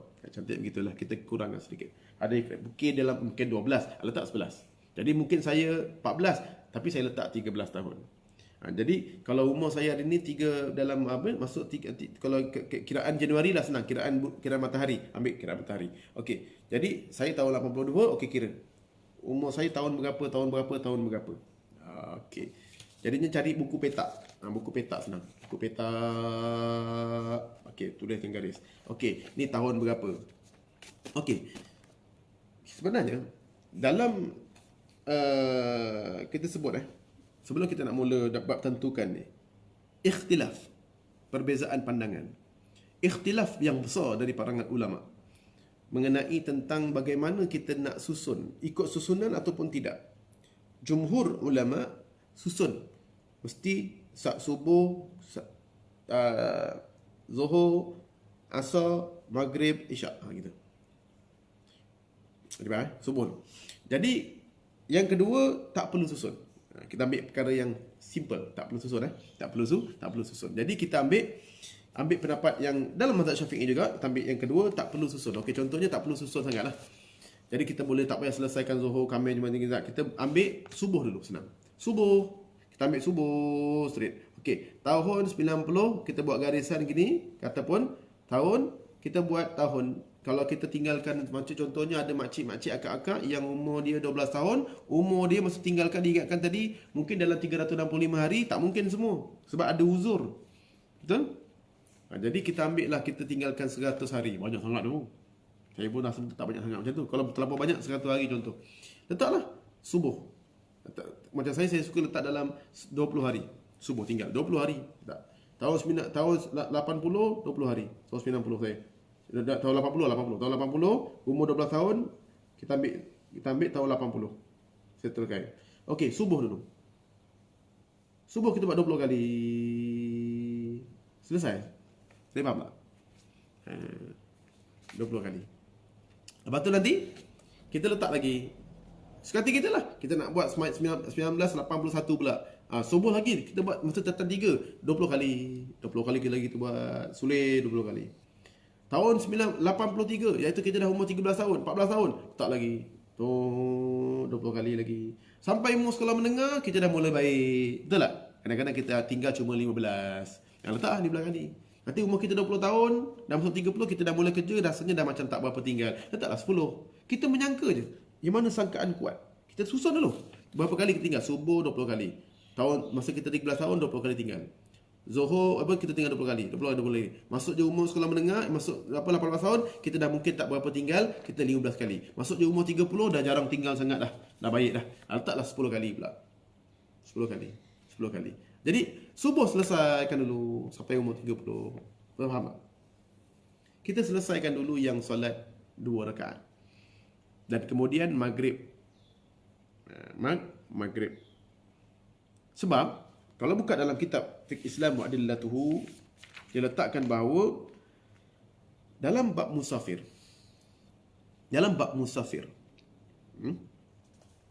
qada imam ulama Asy-Syafi'i dan ulama Hambali, ingat apa? Asy-Syafi'i dan Hambali, dalam mazhab Syafi'i dan Hambali, dalam kitab Mughni Muhtaj. Ini kitab Syafi'i yang hebat, yang besar. Qada dilakukan sesuai dengan tempat dan waktunya. Jadinya, artinya seorang musafir mengqadakkan solat 4 rakaat dengan 2 rakaat. Baik solat yang ditinggalkan itu waktu di tengah musafir ataupun tidak. Waktu ditinggalkan solat tu, waktu dia memang buat mukim, di tengah mukim, ataupun di tengah musafir, dia tinggalkan solat. Sukati. Yang pentingnya, waktu dia nak qada tu dia dekat mana? Kalau waktu dia nak qada tu dia dekat rumah dia, mukim, dia kena wajib qada 4 rakaat. Jadi faham? Tapi kalau dia nak qada tersebut, dia kat Mekah. Mekah kan 7 hari. Boleh jamak, boleh qasar. Kat Mekah. Yang pergi 7 hari tu, dia boleh jamak, boleh qasar. 6 hari atau 7 hari kat sana. Dia boleh jamak, boleh qasar. Maka dia boleh solat dalam keadaan solat qada dalam keadaan 2 rakaat. Ingat mazhab Maliki tak sama. Mazhab Maliki ni dia tinggal kat mana ke, bila dia qada dia kena buat 4. Tapi kalau mazhab Syafi'i dan Hambali, kita lah Hanabilah, Asy-Syafi'iyah, maka dia boleh, dia meninggalkan tu di mana tak dikira. Dia tinggalkan kat rumah ke, waktu musafir ke, tak kira. Tapi kalau dia nak qada, kalau dia waktu dia qada tu waktu dia tengah musafir, maka dia boleh buat qasar. Walaupun waktu dia tinggalkan tu dia tinggal pada waktu mukim. Contohnya Zuhur ni tertinggal, malam tadi Isyak tertinggal, malam tadi tertinggal Isyak. Bangun-bangun pukul 10. Terus musafir. Nak pergi KL, nak terlambat. Dalam kenderaan pergi RNR, kita terlupa Allah, Isyak malam tadi tak solat. Kita solat Isyak malam tadi punya tu, waktu kita ke RNR, boleh kita solat qada 2 rakaat saja. Ini dalam mazhab Hambali, mazhab Asy-Syafi'i, di dalam kitab Fiqh Islam Mu'adillatuhu karangan daripada Profesor Dr. Wahbah Zuhaili meletakkan, dan juga dalam kitab Mughnil Muhtaj dalam mazhab Asy-Syafi'i. Okey, boleh faham? Simple lah. Tapi kalau maksudnya kalau kita musafir lah pergi Mekah, saya suka pergi Mekah sebab boleh jamak. Boleh jamak, boleh apa? Boleh kasarkan. Jadi saya sabar banyak-banyaknya, saya akan catat. Dah habis subuh saya habiskan dulu kat rumah. Mukim memang 2. Maghrib lepas tu. Maghrib sebab 3 tak boleh jamak, tak boleh kasar. Tapi yang boleh kasar ni kan Zuhur, Asar dan sebagainya. Okey. Selesai untuk menentukan mesti syak. Mesti zon. Mesti zon. Tentukan dulu. Tak boleh ada satu hari tu, saya dengar ada orang kata, saya kalau qada solat ustaz, saya memang qada yang lepas sembahyang subuh saya qada. Lepas sembahyang subuh lagi, sebelum subuh saya qada lagi. Sampai bila? Tak apalah ustaz, sampai saya mati. Tak ada, itu syak. Kita syak ni maksudnya tak tentukan. Apa? Macam dalam solat sama. Nak menentukan, dalam kita lupa solat 3 ke 4, sukatilah bila mana saya solat, ulang balik je solat. Kalau ulang balik solat habis. Bila Allah suruh tentukan, dalam fiqh suruh tentukan dalam keadaan zon. Kalau tak boleh zon syak, kita kena kembali balik rakaat ketiga, bukan keempat. Jadi sama macam dengan puasa. Bila kita terlupa, kita kena ambil perkataan syak ataupun zon. Zon ini kita kena tentukan berapa hari kita tinggal. Dalam keadaan zon, bukan yakin. Yakin tak mungkin dapat. Setelah kita tentukan, kita kira, ambil masa dalam sejak duduk, kira kita punya tarikh lahir, letak. Sampai dah siap, tiba-tiba dalam hati, dah siap ni, dah kira. Aku ni tak tahu lagi, mungkin ada, kalaulah terkurang. Contohnya 1,500 solat subuh, kita 1,500. Rupa-rupanya kita tinggal 2,500. Maka lagi 1,000 tu, maka ulama menyebut kita tutup dengan kita boleh kita telah pun Allah telah pun terima amalan kita. Sebab contohnya macam solat 3 ke 4, 3 lah, kita ambil 4 lah, rupa-rupanya 3 rakaat. Kita mana tahu. Kita ingatkan tadi kita punya rakaat kita dah 4, kita yakin 4, tapi rupa-rupanya 3, kan sah. Sebab kita dah tentukan. Begitu juga dengan ini. Kita ingatkan tadi 1,000 tertinggalkan. Rupa-rupanya 2,000 solat subuh. Ada baki lagi 1,000, maka para ulama menyebut bahawa satu hadis rawahu Tirmizi, dikata sesungguhnya amalan yang seorang yang mula-mula sekali dihisap di yaumul qiyamah ialah solatnya. Jika solatnya baik diterima, maka beruntunglah dan berbahagialah dia. Jika solatnya rosak, tidak diterima, maka kecewalah dan rugilah dia. Kiranya terkurang sesuatu daripada solat fardunya, terkurang, maka Allah berfirman, periksalah adakah hamba-Ku itu mempunyai solat sunat yang dapat menampung solat fardunya. Demikianlah keadaan semua amal hambanya yang lain dihisap. Jadi selepas kita selesai solat qada ini, maka perbanyakkan solat sunat. Perbanyakkan solat sunat. Lepas tu dah selesai ni, banyakkan solat sunat. Dah selesai, okey Ustaz, saya dah selesai Ustaz. Dekat umrah hari tu saya buat solat fardu zuhur 2 rakaat je saya buat sampai 500 rakaat. 500 kali qada saya dapat habis depan Kaabah. Saya mayang je. Jadi dapat habiskan solat zuhur dia. Jadi pahalanya tentulah pahala mayang dekat Masjidil Haram kan. Jadi lepas selesai, banyakkan. Nabi kata, Allah bagi tahu, kalau terkurang, maka Allah kata periksalah solat fardunya. Solat sunatnya. Solat musafir, ya ada bertanya dengan saya solat musafir. Musafir kita bawa pada tajuk yang lain. Musafir kita ada tajuk yang lain. Lepas ni kita akan bawa pada tajuk musafir. Tak boleh bincang dalam ni. Okey. Yang betul okey, sebenarnya tentukan tadi dah selesai. Kemudian qada. Kemudian teknik. Teknik itu teknik tadi tu lah, susun balik ikut. Buat garis, teknik tadi tu. Letak garis, buat teknik, habiskan 90 tahun masa kita umur 12 tahun. Lepas tu umur 12 tahun cantik, habis subuh. Sampai umur kita 20 tahun, kita buat 10. Habis subuh pada umur 1 tahun, umur kita 12 tahun sampai umur 20 tahun, subuh dah selesai. Tiba-tiba kita musafir. Nak habiskanlah solat zuhur daripada tahun 90 tahun, umur aku 12 tahun, habiskan 12 tahun umur aku. Selesai. Tahun berapa? 82 contohnya. Nanti ada lagi baki aku nak buat tahun umur aku 13 tahun sampai umur zuhur habis. Jadi sampai 20 tahun zuhur punya dah habis kalau musafir lah. Kalau tak musafir ambil lah maghrib. Sebab maghrib tak boleh jamak, tak boleh kasar. Nanti musafir lagi, ambil pula asar, habis. Selesailah umur kita sampai 20 tahun. Kan makin bergerak. Makin walaupun sedikit demi sedikit, tapi kita punya qada semakin bergerak. Kita dah yakin dah. Okey, aku dah qada sampai umur 20 tahun. Jadi berbaki umur 21 tahun. Kan semakin lama semakin kurang. Ini tidak. Qada saja. Apa yang diqada? Dia tak tentukan tapi diqada, maka ulama meletakkan haram. Ingat haram meletakkan qada sekiranya tidak menentukan. Sebab sebelum qada dia kena tentukan solat apa dia tinggal. Tahun berapa dia tinggal. Macam kita tertinggal solat. Tiba-tiba lepas subuh kita Allahu Akbar. Solat qada. Qada solat subuh yang mana? Tanya dulu tu yang mana? Kalau kita memang dah tak ada tinggalkan solat, tapi kita buat solat qada, maka ini adalah bid'ah ulama sebut. Sebab kamu qada benda yang kamu tak tinggal. Kamu tak terlupa. Solat fardu tak terlupa pun. Allahu Akbar. Tiba-tiba kamu sujud sahwi lah. Mana boleh? Kamu tak terlupa. Tak boleh. Kamu kena tentukan dulu 3 atau 4. Dah bila terlupa baru nama tentukan. Bila kamu tak terlupa, kamu tak ingat, kamu kena fokus dulu pertama, mesti ada zon. Tentukan. Kemungkinan mana paling kuat. Tapi kalau kamu tak tahu, tentukan. Yang mana lebih kuat. Kalau kamu syak, ambil adat. Sama juga macam kiraan fidyah puasa, begitu juga. Ambil zon. Aku tinggal berapa lama. Tak boleh ingat 20 hari ke 30 hari.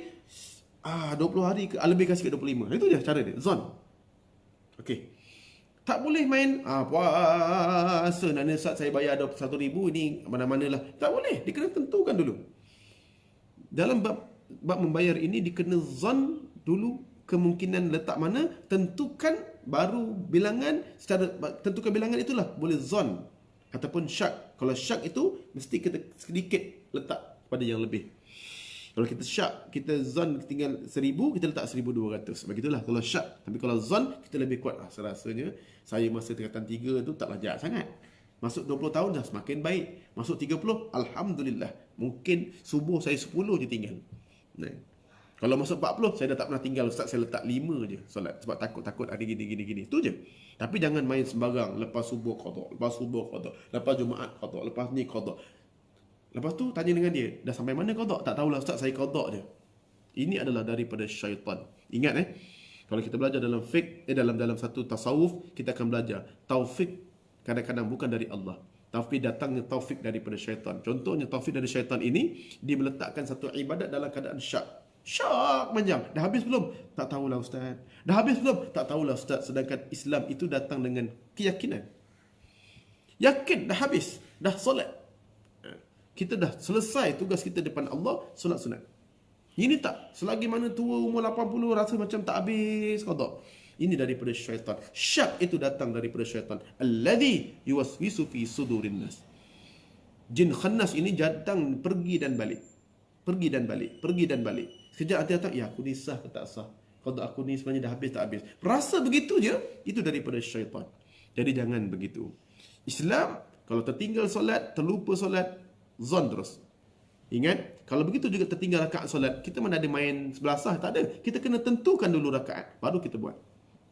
Jadi jangan main suka-suka untuk qada, kira gitu je, belas. Tak, kena kira akaun. Dan teknik yang terakhir, teknik simple. Tadi saya buat garis tu, itu teknik. Dan kemudian ada satu hari sahabat dia nak qada solat. Dia kata, Ustaz, saya solat ni, aku solat subuh begini Allah. Dia kata rupa-rupanya di solat subuh tu dia ada doa iftitah, dia ada bacaan surah sunat, lepas tu doa kunut. Saya ajar dia senang. Selesaikan dulu yang wajib. Allahu Akbar saja ke solat subuh, qada. Baca Fatihah. Bismillahirrahmanirrahim. Alhamdulillahi Rabbil Alamin. الرحمن الرحيم مالك يوم الدين إياك نعبد وإياك نستعين اهدنا الصراط المستقيم صراط الذين أنعمت عليهم غير المغضوب عليهم ولا الضالين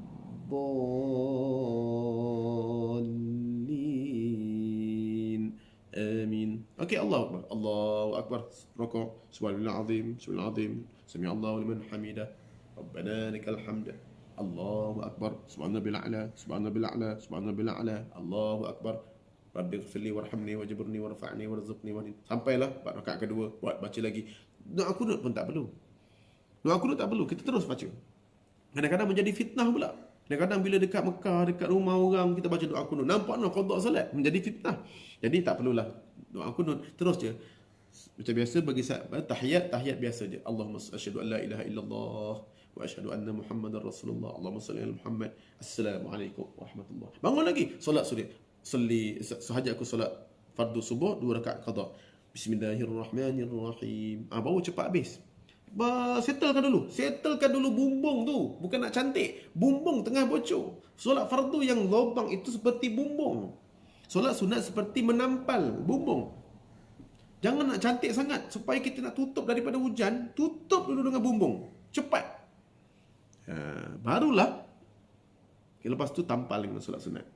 Buat dulu bumbung tu dulu. Selesaikan. Bukan nak cantik. Nak selesai dulu. Semua solat sunat kita. Tapi baca Quran tartil lah. Habis fardu tu tartil. Itu teknik. Dan kemudian Alhamdulillah, sahabat-sahabat yang pernah buat, dia cepat habiskan. Simple. Kerana tersusun. Dan jadi dah sampai umur 20 tahun saya dah selesai. Jadi umur 20, tiru tu sampai umur 30 pula. Okey, step yang kedua. Barulah nampak ada bayaran tu ada kita nampak cantik dah selesai untuk umur 12 tahun sampai umur 20. Selesai. Barulah 21 sampai umur 30.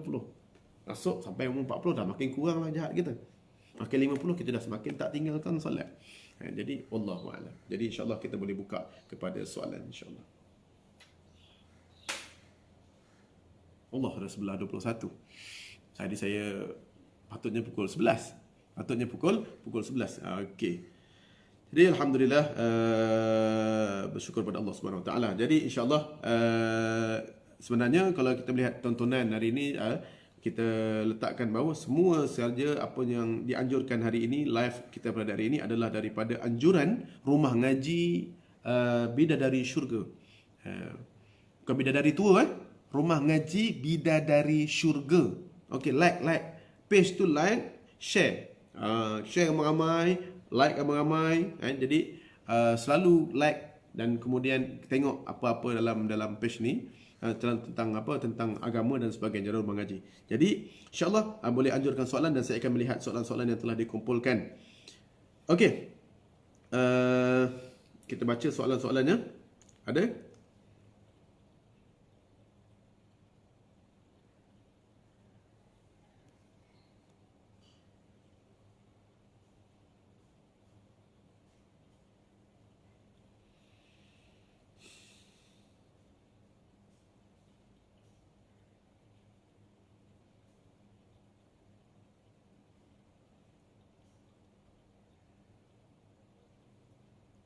Okey. Ustaz, bidadari cantik. Yalah, cantik. Bidadari memanglah cantik. Okey. Okey, boleh soal? Jadi macam mana kita nak jawab soalan? Adakah dengan WhatsApp saya? Kak Mai? Okey. Jadi saya boleh soalan saya akan jawab. Okey.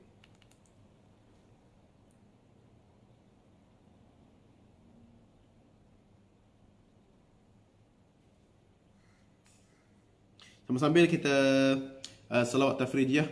Allahumma salli ala Sayyidina Muhammad wa ala ali Sayyidina Muhammad kama sallaita ala Sayyidina Ibrahim wa ala ali Sayyidina Ibrahim في العالمين حميد مجيد. صلوات إبراهيمية. اللهم صل على سيدنا محمد وعلى آل سيدنا محمد كما صليت على سيدنا إبراهيم وعلى آل سيدنا إبراهيم وبارك على سيدنا محمد وعلى آل سيدنا محمد كما باركت على سيدنا إبراهيم وعلى آل سيدنا إبراهيم في العالمين إنك حميد مجيد. Okey, kalau tak ada apa-apa kita sebagainya kita jawab dulu soalan-soalan. Okey, soalan yang pertama. Solat-solat sunat masih boleh ke dibuat sepanjang kita solat qada? Walaupun masih ada dalam banyak diselesaikan, contoh solat rawatib, maka boleh. Okey, sebab kita ambil tadi pendapat yang pertama tadi, kita ambil okey sebentar sebenarnya kembali boleh tak buat solat sunat Ustaz? Jadi gini. Ni. Wajib alal faur. Tu kalau kita ambil pendapat yang pertama, wajib alal faur. Kita kena segera. Tak boleh solat sunat, rawatib pun tak boleh. Solat duha pun tak boleh. Kita buat solat fardu je. Tapi kita sekarang ni perbincangkan pandangan yang kedua dalam mazhab Syafi'i, iaitu wajib alat tarakhi, iaitu kita boleh buat solat sunat dulu, rawatib dulu, kemudian kita ada masa kita qada balik solat. Boleh faham okey. Jadi kita ambil alat tarakhi. Jadi kalau akak puan yang bertanya tadi nak laksanakan dengan cepat pun boleh. Selesai dulu pun bagus. Tapi kalau nak santai, nak ambil fadilat solat tarawih, maka boleh. Maka boleh. Okey. Yang kedua, Ustaz boleh tak kalau kita qada solat subuh je, tak qada solat fardu yang lain? Okey, kalau kita tengok yang pertama sekali kita nak sebut. Kan tadi pertama, tentukan kita sebenarnya ada tak tinggal. Kalau kita rasa dalam hati kita syak, kita ada tinggal solat subuh, maka kita tentukan dulu solat subuh bila. Berapa rakaat kita tinggal waktu kita umur 12 tahun. Kita letaklah kita tinggal, Ustaz, saya 12 tahun memang gila lah, memang tak solat. Memang saya tak solat Ustaz, umur 12 tahun. Jadi bila tak solat 12 tahun, kita kira lah. Kalau kita uzur berapa hari? Kita uzur 150 hari, contoh. Jadi kita ada baki 200 hari. 200 kali solat. Jadi buat subuh 200 kali. Saya maghrib tak pernah tinggal Ustaz. Maghrib tak pernah tinggal. Jadi tak payahlah buat maghrib. Tapi kalau kita rasa macam tak buat maghrib, kita rasa macam ada juga tinggal rasanya Ustaz. Buat, letaklah dalam 20 kali. Maghrib 20 kali. Zuhur 20 kali. Subuh 100 kali. Banyak. Jadi buat aja tu. Kalau tak rasa macam maghrib memang tak pernah tinggal, tak payah buat. Kalau katakan ada pun tertinggal, Allah maafkan. Kita tutup dengan solat sunat. Solat sunat. Kalau kata terlebih, patutnya solat tu kita tinggal 50 je, tapi terbuat 100. Ulama kata Allah akan letakkan pahalanya itu dibagi-bagikan menjadi pahala sunat. Allahu Akbar. Allahumma salli ala Muhammad. Allah itu Maha Pemurah, lagi Maha Pengampun. Allah tahu, Allah yang jadikan manusia itu pelupa. Dan Allah meletakkan teknik dan cara untuk kita meletakkan dalam fiqh. Okey, maka kalau nak solat subuh saja. Tapi kalau zuhur rasa tak ada tinggal, tak payahlah solat. Sebab kalau kita rasa tak ada tinggal, kita dah ambil keyakinan bahawa memang zuhur kita tak ada tinggal, maka tak ada qada. Maka walaupun sebenarnya ada tertinggal, tapi kita tak perasan, tak apa. Itu telah dimaafkan oleh Allah Subhanahu wa taala. Okey. Okey, saya baca lagi. Ada lagi soalan-soalan?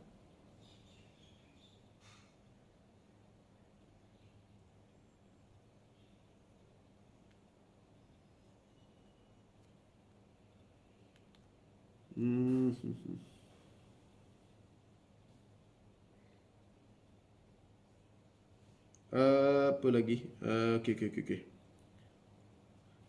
Salam Ustaz. Tadi Ustaz berkata di Mekah 7 hari boleh buat solat kasar. Adakah taraf mukim atau musafir? Taraf tu musafir. Ini simple. Tengok tangan saya. Tengok jari. Siapa dapat buat jari begini? Okey. Jari begini. Pertama, ini hari berjalan. Ini hari sampai. Ini hari bukan hari berjalan, hari sampai. Hari Isnin, kata hari ni hari Ahad. Hari Ahad sampai ni sampai pagi ni. Pagi sampai KL. Sampai Melaka. Okey, ni hari balik. Hari Ahad sampai Isnin, Selasa, Rabu, Khamis kita balik. Hari balik.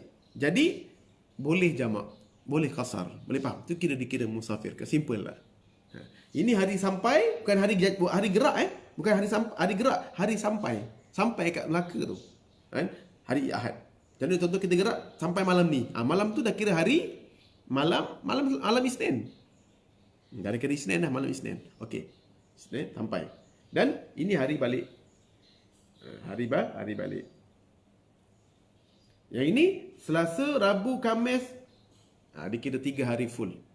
Jadinya apabila begini, kita sampai hari Ahad dan gerak balik hari Khamis, maka sampai Melaka tu, sampailah hari Khamis kita gerak tu, kita boleh jamak. Habis kalau Ustaz, saya daripada Melaka tu, daripada Melaka ke Air Keroh, saya pergi pula dekat sebelah dia je. Sebelah dia je, dalam 10 km. 3 hari lagi saya duduk. Maka boleh jamak lagi sampai mati. Selagi mana dia dalam keadaan musafir berterusan, maka dia boleh jamak dan boleh qasar. Begitu juga di Mekah. Di Mekah. Amboi Ustaz, kami tahulah kami ni ramai yang bukan tua. Tapi senior. Oh, yelah, senior. Okey. Kalau tertinggal tahiyat awal, tak apa. Tak lakukan tahiyat awal pun tak apa, nak cepat. Tak apalah sembahyang Zuhur. Allah, buat tahiyat awal juga sunat. Tapi kalau nak lakukan pun baik. Tapi kalau tak lakukan pun tak apa. Kita settlekan yang wajib. Tapi kalau musafir, tak perlulah sembahyang tahiyat awal. Tak ada. Sebab tak perlu. Sembahyang subuh, sembahyang maghrib. Maghrib ada tahiyat awal. Kalau tak nak buat tahiyat awal pun tak apa. Tapi better buatlah, tu je. Ya. Tapi kalau tak nak buat, kena banyakkan sembahyang solat sunat lepas tu. Bila dalam solat qada, baca yang wajib boleh ya Ustaz? Boleh. Tak payah baca surah, tak perlu. Saya memang nak cakap lah, tak perlu baca surah. Sebab akan memberatkan. Sebab kita nak cepat. Kita ambil yang wajib saja. Sebab kita nak kira, nanti pening bila ada sembahyang sunat, ada baca surah ni, surah tu, nanti kita pening. Kita settlekan yang simple dulu. Macam saya solat duha. Saya nak ajar orang istiqamah duha, saya suruh dia solat dulu. Istiqamah solat dulu. Dah 2-3 tahun, nanti baru upgrade sikit demi sikit. Macam solat fardu juga. Buat dulu. Lepas tu barulah selesai, lega, banyakkan solat tahajud, solat taubat, solat sebagainya. Ulang soalan. Tinggal kunut perlukah sujud sahwi? Sebab di Mekah. Sunat. Sujud sahwi pun sunat. Tertinggal rakaat pun tak apa. Tertinggal rakaat ataupun terlupa rakaat. Kita 2 ke 3. Kita sujud sahwi tu sunat. Tak sujud sahwi pun boleh. Sujud sahwi pun boleh. Dalam mazhab Syafi'i sunat. Maksudnya dah tertinggal solat. Tertinggal sujud sahwi pula lagi. Tak apa. Sujud sahwi tu sunat. Tapi kalau buat lebih baik. Lebih baik. Jadi tinggalkan kunut, perlukah sujud sahwi? Tak perlulah, kita berada di Mekah tak ada kunut pun tak apa. Tak perlu. Okey, alhamdulillah. Ada apa-apa soalan? Tak ada apa-apa lagi. Jadi solat qada baca yang wajib sahaja. Jadi insya-Allah ada apa-apa soalan lagi, boleh terus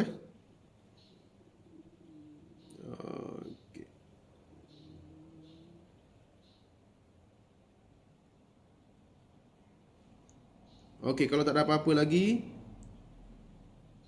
Okey, kejap ni ada soalan lagi tak perasan Adakah solat qada zuhur? Adakah solat asar qada, solat zuhur? Ustaz, kadang-kadang saya terlupa baca kunut bila solat subuh. Saya buat sujud sahwi tapi masa umrah atau haji tak buat. Maka tak ada masalah. Solat doa kunut tu pun sunat. Terlupa solat sahwi kunut. Jadi kalau ada terasa terkurang, banyakkan solat sunat. Itu saja. Ustaz, saya dulu pernah rasa takut-takut tak sah. Takut-takut tak sah, itu syaitan. Teruskan aja. Kalau takut-takut tak sah tu biasa. Macam ada masjid yang dia rupa-rupanya tersengit, kan? Rupa-rupanya selama ni masjid tu gini, tiba-tiba rupanya kiblat tu gitu. Baru betulkan. Kan sah. Mana pernah tak sah? Walaupun tersilap sebab kita tak tahu. Jadi yang dah solat, dah solat tapi rasa macam tak sah, itu dari syaitan saja. Teruskan solat. Teruskan. Yang kena qada ini adalah yang totally tinggal. Totally ditinggalkan. Itu saja. Niat solat qada macam sama je, macam solat biasa. Cuma gantikan adaan kepada qadaan. Adaan, niat solat qada tu sama macam niat solat biasa, cuma biar adaan itu tukar kepada qadaan. Itu saja. Macam usalli salatul fard, solat fardhu subhi raka'ataini qadaan. Kan adaan ni qadaan. Boleh. Tak payah doa iftitah. Solat qada boleh tak baca doa? Tak perlu. Bukan kata tak boleh buat, tak perlu buat. Tak digalakkan buat sudah. Jadi ambil yang simple. Tak payah doa iftitah. Allahu akbar. Bismillahirrahmanirrahim. Alhamdulillahi rabbil alamin. Terus je. Lepas tu amin, terus amin tu pun sunat. Amin, terus ambil, terus rokok. Rokok baca subhanal azim. Subhanal azim, subhanal azim. Wa bihamdih tu pun tak ada. Yang dalam hadis semua subhanallahu azim. Subhanallahu azim. Subhanallahu azim. Okey, alhamdulillah. Okey, jadi tak ada apa-apa lagi. Jadi insya-Allah kita boleh tutup. Ada apa-apa lagi? Kak Mai ada apa-apa lagi? Ustaz, kalau tengah baca solat terbersin. Kalau tengah-tengah baca dalam solat tiba-tiba bersin. Nak ulang daripada? Ulang daripada ayat yang kita baca lah. Contohnya Siratal ladzina an'amta 'alaihim ghairil maghdubi macam gitu. Ambil daripada apa yang kita baca awal tadi. Siratal ladzina an'amta 'alaihim ghairil maghdubi. Kalau tasbih tu baca sekali je ustaz, boleh. Tak ada masalah. Tak baca pun sunat. Tak baca pun tak apa. Tapi kena baca lah. Sebab kalau tak baca takut kita tak dapat tomak ninah. Kita bimbang tak dapat tomak ninah. Jadi kita baca. Saya tetap juga baca tasbih tu 3 kali. Dengan yang sunnah dia, yang tepat dia, hanya membaca Subhan Rabbiyal Azim. Bukan Subhan Rabbil Azim wa bihamdih. Tapi Subhan Rabbil Azim saja. Wa bihamdih itu tambahan. Jadi kita jangan memberatkan. Baca Subhan Rabbil Azim, Subhan Rabbil Azim, Subhan Rabbil Azim. Sama juga dengan waktu rokok, waktu sujud. Hanya Subhan Rabbil A'la dalam hadis. Kita menambah wa bihamdih. Sekadar cukuplah. Subhan Rabbil A'la, Subhan Rabbil A'la, Subhan Rabbil A'la. Dan 3 kali. Sebab takut kita kalau baca sikit sangat, tomak ninah kita tak dapat, kita takut tak ada tomak ninah. Subhanallah azim Allah. Subhanallah Allah. Subhanallah Allah. Cepat sangat. Jadi kalau subhanallah ala, subhanallah ala, subhanallah ala, kita confident lah. Kita punya bacaan dapat tepat dan juga dapat tomak ninah. Okey, insya-Allah. Kalau ada masa, insya-Allah, terima kasih sama-sama kepada semua yang menonton pada hari ini di dalam Bidadari itu, Bidadari Syurga. Terima kasih Ustaz, sama-sama kongsian yang bermanfaat. Jadi insya-Allah ilmu daripada Allah, saya hanya berkongsi dan yang simple. Ingat saya ulang kembali sedikit daripada awal tadi, iaitu yang pertama, iaitu taubat. Dalam bab qada solat ini termasuk dalam bab qada, iaitu taubat mestilah pertama ada 3. An-nadmu, menyesal. Yang kedua, tidak mengulang. Yang ketiga, ada azam yang kuat. Dan yang pertama, dalam bab qada ini mesti hukum qada. Hukum qada wajib. Ada 2. Wajib alal faur. Wajib segera. Dan yang kedua, wajib tarakhi. Kalau kita terbaik, terhebat, ambil yang wajib alal faur. Itu jumhur. Tapi kalau kita rasa kita lemah, kita tak ada daya untuk buat, kita ambillah wajib alat tarakhi. Kita santai-santai duha dulu, kemudian ada masa kita tapi jangan lupa catat. Kalau tak catat, tidak disebut sebagai orang yang akan membayar hutang. Sebab orang bayar hutang dia mesti ada zon. Apa yang dibayar tu tahun berapa punya, bila punya tinggal. Tentukan dalam keadaan zon, bukan yakin, zon. Dan bila tu bila tak ada masa. Lainkan dalam tandas dia tak boleh. Bila-bila boleh. Ada waktu haram tak ada. Dan kemudian mesti tentukan dalam keadaan zon. Kemungkinan berat berapa, tak kita balik 12 tahun. Berapa tinggal subuh? Berapa tinggal zuhur? Letak dulu dalam buku, tulis tu. Tulis, rangka dulu, rangka tentu. Sebab pertama bukan qada, pertama tentukan nak qada solat apa. tentukan solat subuh yang mana, solat zuhur yang mana kita tinggal ni. Bukan main qada je. Okey. Jadi yang kedua iaitu ikhtilaf, kena susun ke tidak? Maka tak perlu susun. Kena susun itu jumhur bagus susun. Subuh, zuhur, asar, maghrib, isyak. Tapi cantiknya mudahnya adalah subuh dulu semua. Zuhur semua dulu. Asar lah kemudian zuhur. Lepas tu kita ambil yang subuh lah dengan maghrib, sebab zuhur asar kalau kita qasar ke musafir dekat kampung kita, musafir balik rumah anak, jaga anak bersalin, bolehlah kita laksanakan. Yang ketiga teknik. Teknik tu bolehlah ambil kertas, buat teknik, ambil dalam handphone ke, susun, buat PDF, cantik tahun berapa. Jadi kalau dah samayang, catit. Dah solat 2 rakaat, catit, tik, kita buat kalau 20 kita buat 20 ni, 20 lain. Okey, catit maksud dah 30, dah 10 solat, dah 30. Nanti okey, subuh tahun ni pula, dah catit lagi 10. Okey, dah selesai. Kita rasa seronok bila kita tengok semayang kita catit. Kita punya bergerak. Jangan kita solat tanpa menentukan waktu.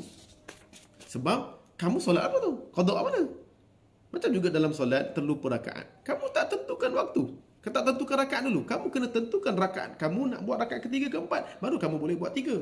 Tapi tak tentukan. Bila lupa, tak apa, serah pada Allah. Tak boleh. Allah suruh tentukan dahulu. Okey. Tu tekniknya boleh buat dalam kertas ataupun buku petak-petak. Buku budak-budak sekolah tu. Buku petak-petak tu boleh buat tahun berapa, umur kita berapa, kita tinggal subuh. Ni lain sini subuh sampai 5-6 muka surat. Lepas tu lain habiskan pula lain. Habiskan 10 tahun dulu. 10 tahun dulu. Selesaikan dulu 10 tahun. Jangan semua serentak, nanti susah. Itu kalau cara saya teknikal. Wallahu a'lam. Terima kasih Ustaz Khalil Fahmi, Kak Maizun, ilmunya dan Puan Maizun seluruhnya. Jadi insya-Allah moga-moga yang baik datang dari Allah Subhanahu wa taala dan yang buruk datangnya daripada kelemahan kita, daripada semua grup bidadari dan juga terkhususnya kelemahan daripada diri saya sendiri. Saya mohon maaf kalau ada tersalah, tersilap dan sebagainya. Terima kasih juga kepada anjuran Rumah Ngaji Bidadari Syurga. Nak sebut pun susah tu, keluh lidah. Bidadari Syurga, kan, daripada Kak Maizun. Dan ingat, kena letak apa tadi, kena like dan selalu like page ni dan share, butang share, dan kemudian beritahu kawan-kawan dalam grup-grup ini supaya sharekan ilmu-ilmu yang ada, kerana man dalla ala khairin, maka siapa yang menunjukkan jalan yang benar, maka kalau katakan dia ni invite pada kawan dia invite kawan dia like page ni, dan tiba-tiba dia dengar pula saya punya kuliah ni dan dia faham, dia qada. Man dalla, barang siapa menunjukkan jalan kebaikan, selagi mana dia dapat kebaikan daripada apa yang kita tunjukkan itu, maka tidak mengurangi sedikit pun pahala yang dia lakukan. Macam itulah apa yang dilakukan, begitulah yang kita akan dapat. Jadi multi levelkan marketing kita punya amalan, cambah-cambahkan amalan. Wallahu alam, yang baik datang dari Allah.